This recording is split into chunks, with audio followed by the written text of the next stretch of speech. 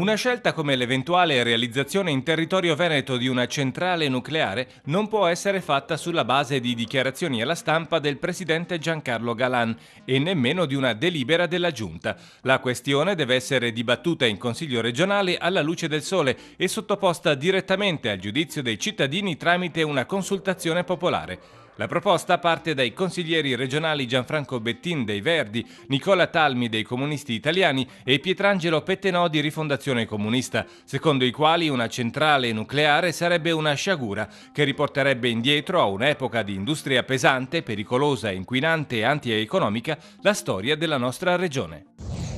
Noi chiediamo che la Giunta preventivamente consulti i veneti o, in alternativa, se non lo farà, noi raccoglieremo le firme affinché si possa l'intera regione pronunciare su questa scelta che deciderà di tanta parte del suo futuro.